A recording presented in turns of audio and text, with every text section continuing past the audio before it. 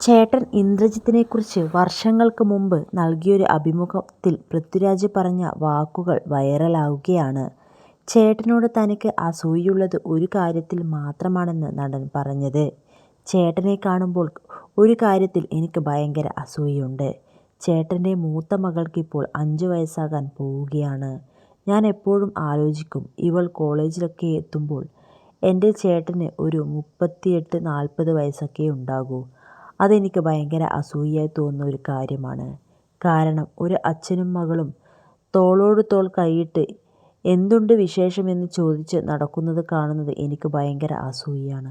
കാരണം അവൾ ഇപ്പോഴേ ചേട്ടനുമായി അങ്ങനൊരു ബന്ധവുമാണ്. ഇന്ദ്രൻ എന്നൊക്കെ വിളിച്ചാണ് സംസാരിക്കുക. എനിക്ക് അതിനോട് ഭയങ്കര അസൂയയുണ്ട്. അതുമാത്രമാണ് എന്നെ ഒരു വിഭാഗത്തിലേക്ക് ആകർഷിക്കുന്ന ഇപ്പോഴത്തെ ഒരു ഘടകം.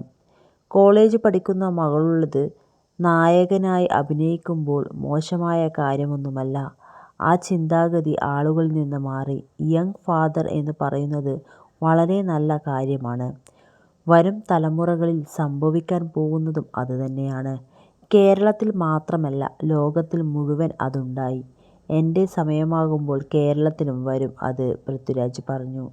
എന്നാൽ ഈ ഒരു കാര്യത്തിൽ പൃഥ്വിരാജിന് തെറ്റിയെന്നും ഇപ്പോൾ 30 കഴിഞ്ഞാലും വിവാഹം കഴിക്കാൻ മടിക്കുന്ന ആളുകളാണ് കേരളത്തിൽ കൂടുതലെന്നും വീഡിയോ വൈറലായതോടെ പ്രത്യക്ഷപ്പെട്ട കമന്റുകൾ